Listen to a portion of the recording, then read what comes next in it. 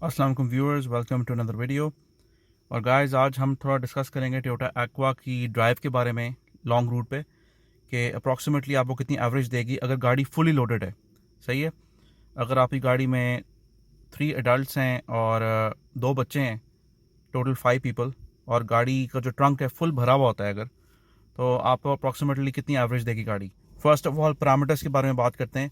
गाड़ी के जो फ्रंट जो टायर्स थे उनका टायर प्रेशर था 33 और रेयर का था 32, और गाड़ी का जो टैंक था वो हाफ फुल था। ठीक है। वेट रिडक्शन करने के लिए, क्योंकि सामान बहुत ज़्यादा था, इसलिए गाड़ी का टैंक हाफ रखा हुआ था कि थोड़ा सा वेट कम हो जाए गाड़ी का। और गाड़ी के अंदर जो अप्रॉक्सीमेट वेट था वो मैं आपको अभी कैलकुलेट करके बताता हूँ। गाड़ी में जो एडल्ट थे 3, उनका वेट जो था, एक का वेट था 78, सही है, एक का 65 और एक का 96 kg। और जो चिल्ड्रन थे उनका वेट था 20, एंड जो इन्फेंट था उसका वेट था 3 kg। तो अप्रॉक्सीमेटली 262 kg के क्या नाम है लोड था गाड़ी पे, मतलब 262 kg टोटल वेट था लोगों का गाड़ी के अंदर।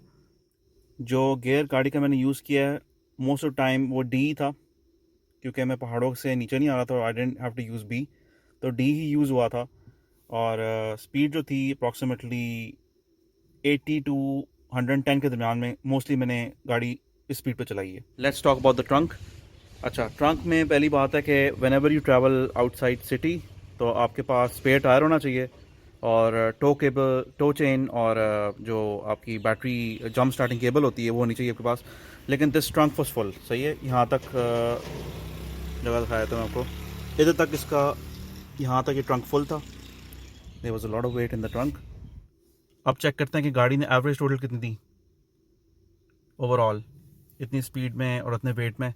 It wasn't all that great, मतलब इतनी ज़्यादा अच्छी एवरेज नहीं थी, लेकिन फिर भी चेक कर लेते हैं कितनी थी।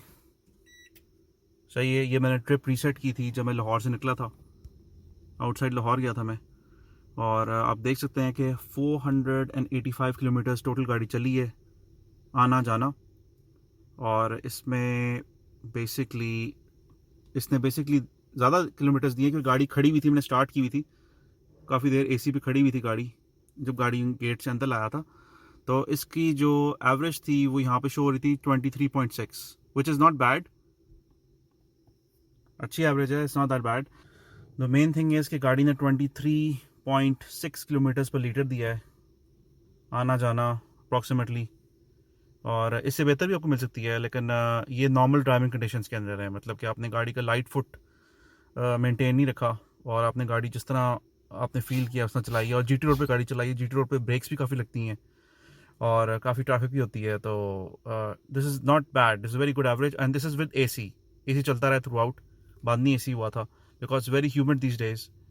इट्स September 3rd, तो it's very hot and humid also, तो it's not a bad average. तो लेकिन एक प्रॉब्लम आई थी कि जहाँ पे भी बड़े स्पीड ब्रेकर्स आए थे वहाँ पे गाड़ी पीछे से लग रही थी हल्की सी, in with this tyre pressure. तो ये इस गाड़ी में, ये इन जापानीज गाड़ी में हमेशा ये मसला रहेगा टायर्स वाला, के टायर्स या वेट वाला या what do call it, height वाला, के इसकी जो पीछे से गाड़ी हमेशा लगती है। कुछ पॉइंट्स है गाड़ी के वो हिट करते हैं ज़मीन पे। मैंने एक वीडियो थी जिसमें आपको दिखाया भी था कि गाड़ी की ग्राउंड क्लियरेंस चेक की थी हम लोगों ने, होंडा फिट के साथ कंपेयर किया था उसको, वह वीडियो देख लेना। तो गाड़ी ओवरऑल वेरी कंफर्टेबल राइड। और मैंने अभी इस गाड़ी में लगवाए हुए हैं जनरल टायर, जो मैं कभी भी किसी को भी कभी भी रिकमेंड नहीं करूँगा, क्योंकि मैं टेस्ट करा था कि गाड़ी जनरल टायर्स पे कैसे चलती है। लेकिन अनफॉर्चुनेटली जनरल टायर्स जो हैं बहुत ही फजूल टायर हैं और बहुत ही बेकार हैं। तो कभी जनरल टायर्स मत यूज़ करना, ऑलवेज़ यूज़ इम्पोर्टेड टायर्स। और मैं इनको बहुत जल्दी चेंज कर दूंगा, because I am quite sick of them, because after 15,000 kilometres ये हार्ड हो गए हैं, और जो इसने राइड कंफर्ट है गाड़ी का उसका सारा बेड़ा गर्क कर दिया है, सारे फारक कर दिए है इसने। तो guys, this was the video, I hope आपको अच्छी लगी हो, एंड प्लीज़ कॉमेंट बिलो। अल्लाह हाफिज़।